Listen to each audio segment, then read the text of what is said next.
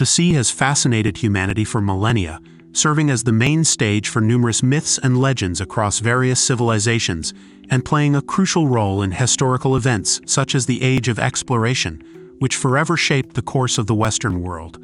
Oceans hold a significance in human society, as vast as their own expanses. Although the sea belongs to no one, it holds a strategic position in global geopolitics.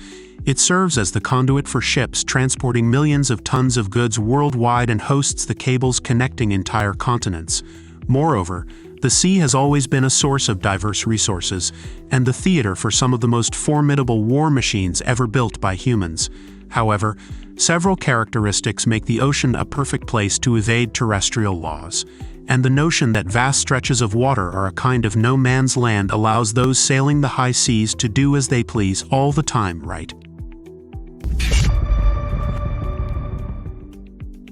In 1967, Giorgio Rosa, weary and discontent with the Italian society of his time, sailed into international waters with a goal: to create an independent territory free from Italian government regulations and control. Thus, Giorgio Rosa constructed the Island of Roses. His intention was to challenge established norms and establish an autonomous space in the Adriatic Sea. While his venture was short-lived, it was a successful undertaking, prompting the Italian government to enter into a war with Giorgio and explode the island. The high seas became known as a lawless territory since no country literally owns territorial property over the ocean far from its shores, and the mysteries surrounding the seas further feed into this myth. But the truth is that for a long time, the international community has sought ways to dispel this idea.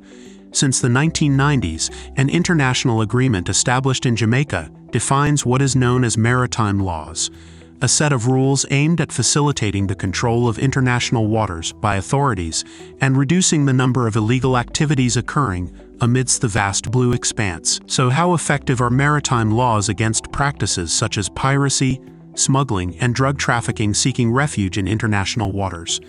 And if these maritime territories belong to no country, then who will ensure that these laws are being enforced? The sea is an important territory that plays a fundamental role for many nations, challenging governments and jurists to develop complex laws to regulate this blue expanse.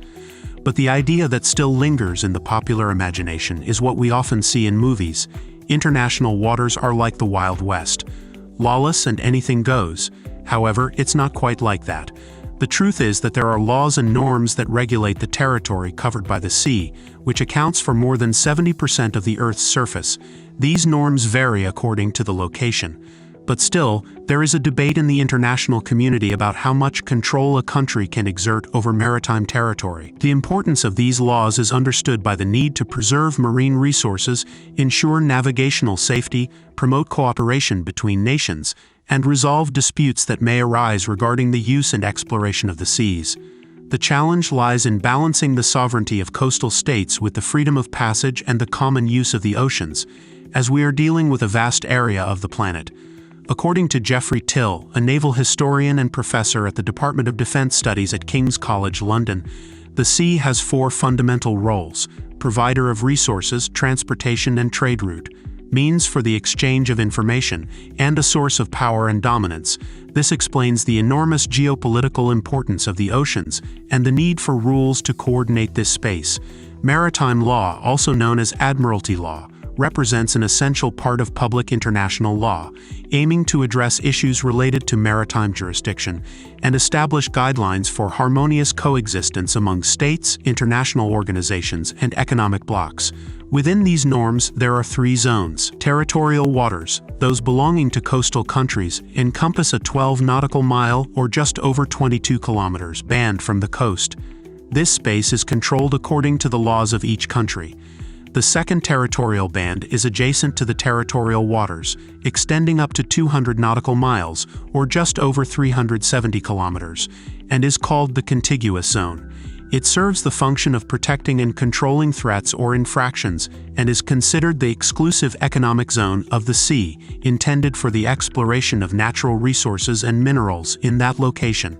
The third band of this territory belonging to coastal countries is called abyssal waters. After that, we have the high seas, considered international waters, where any country, whether coastal or landlocked, can navigate, fish, install underwater cables and pipelines, and fly over these regions. In the vast realms of the high seas, where thousands of little-known marine species reside, modern pirates also persist, traversing seemingly ownerless waters in search of opportunities to hijack ships and attack their crews. This type of crime, often portrayed in Hollywood films, is not a relic of the past but a current reality that reveals a dark and unknown aspect that few have the chance to explore. But is there no law capable of punishing them? Over 80% of the goods we produce and sell are transported by sea, and according to the United Nations, this percentage may be even higher in developing countries. Besides transportation, other highly relevant activities take place in the vast expanses of the high seas, such as fishing and tourism, making these waters a multifaceted and vital stage for the global economy. So vast and crucial, the sea is surrounded by myths and comparisons that often make little sense. One of the main myths is the idea that at sea everything is permitted, and laws simply do not exist since the waters know no borders. Thus, popular imagination often associates the high seas with a lawless environment where illicit practices like drug trafficking, underage alcohol consumption, prostitution, and even murders occur openly. However, this representation often contrasts with legal reality and the complex regulations governing international waters. Another misconception is comparing vessels to land-based means of transportation, such as cars. The laws applicable to land vehicles are not similar to those for vessels on the high seas, and one of the significant differences is that while on land, cars obey the rules of the countries they are in, delimited by borders. On the high seas, this does not exist. Ships, small boats, and aircraft are free to navigate, fly over, fish, and even extract resources in space. However, when a ship is in international waters, the laws of the flag state apply. Thanks to rules like these, it is relatively common for large ships to be registered in small countries like Panama and Liberia. Vessels flying the flag of countries with more permissive legislation are commonly identified under the term flag of convenience. Even high-value and technologically advanced ships often opt for registration in smaller nations, where labor laws, environmental regulations, and maritime safety standards are usually less stringent or nearly non-existent. Concerning what happens on board the ship, everything the flag state's law allows is legal. This means that a vessel registered in the Netherlands can sail through international waters, transporting marijuana and featuring prostitution on board, as both practices are permitted there. However, this changes when the ship enters the territorial waters of another country, and from there on, it must obey the laws of the country controlling the waters where the vessel is located. The same principle applies to cases of babies born on board vessels. If the vessel is in American waters, for example, the baby will be considered an American citizen and will have the right to obtain a passport, unless the child is born to a diplomat, who will not be subject to the jurisdiction of the laws of the United States or any other nation, except their own. It is essential to emphasize that this rule may vary in some countries that do not grant citizenship to people born outside their lands. In this case, the baby will have the nationality of the country in which the vessel in which they were born is registered. As citizenship law is quite diverse worldwide, maritime law will not always be applied. It is thanks to peculiarities like these that the enforcement and effectiveness of laws on the high seas are indeed so complicated. There are numerous gaps and specificities that may come into play and challenge the uniformity of regulation, requiring a flexible approach for the laws to be applied. However, the fundamental question arises: to what extent are these laws truly effective? How do countries deal with the complexity of crimes at sea in the face of so many regulations, often exacerbated by a lack of resources and international cooperation? Maritime law has never been more relevant. After all, over 90,000 commercial vessels transport goods between countries, and when it comes to fishing, there are more than 4 million small vessels. This is an economy that drives a billion-dollar market. But what is known today is that maritime laws have not yet managed to keep up with the growing complexity and urgency of issues related to maritime activities. There is still an extensive debate in the international community about how much coastal countries should allow the entry of foreign vessels into their maritime territory. These discussions are usually due to the fact that many nations engage in unethical and illegal practices of mineral and biological resource exploitation. Meanwhile, the United States protests against allegations of excessive use of maritime space and conducts operations for freedom of navigation based on principles, regardless of the coastal country. Yet, the persistent issue of crimes committed at sea, which rarely find a legal resolution, remains as relevant as decades ago when maritime laws were non-existent. According to the former commander of the United States Coast Guard, Mark Young, this is because it is much easier for countries to ignore ships that create problems than to take measures to remedy the situations. A report from the New York Times revealed that many vessels disappear on the horizon and evade any inspection. Still, it is known that the UN and the maritime transport sector have released various guidelines, along with agreements signed by different nations, aiming to monitor suspicious activities and punish criminals. However, the system of flags of convenience hinders the work of national agencies, since most of the time, a ship can only be intercepted at sea by a military vessel that has the same flag as the ship. The majority of countries lack vessels that conduct regular patrols of their waters, and when crimes are committed, there is no agency with sufficient interest in solving them. A clear example of this lack of interest was the case of piracy off the coast of Somalia. Somalia, located on the East African coast, became one of the piracy centers of the 21st century for several years. Due to its proximity to the Suez Canal, the world's most important maritime route, and the absence of local authorities, Somali pirates learned that they could make money by hijacking ships passing along the coast. Ships were boarded and armed pirates took control of the vessel, which was then taken to the coast of Somalia, where it remained until the owning company paid the ransom.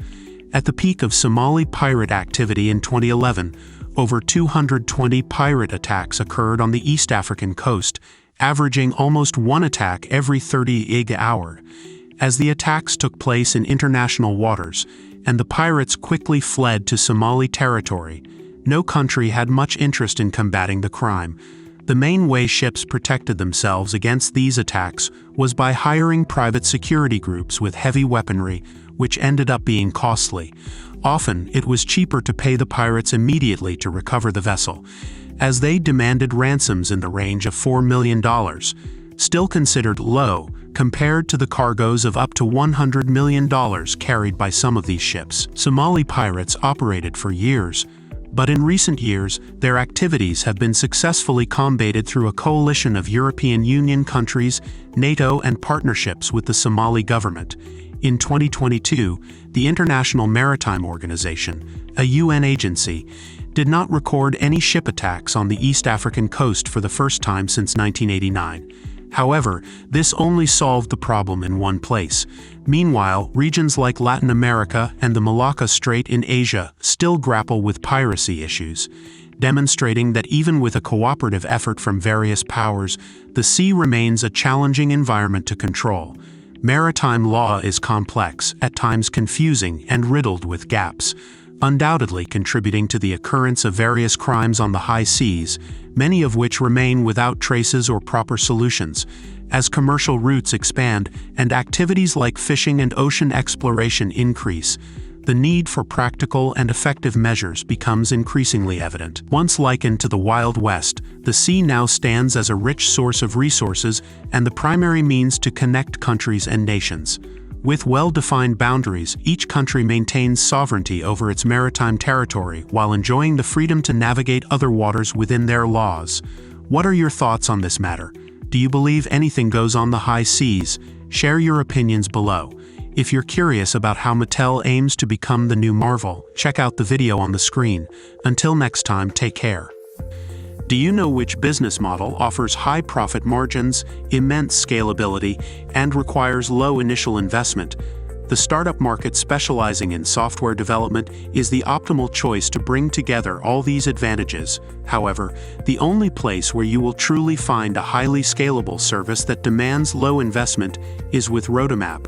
Roadmap has global experience providing consulting and developing apps for startups in the United States, Europe, and Latin America, making it by far the best option for new entrepreneurs.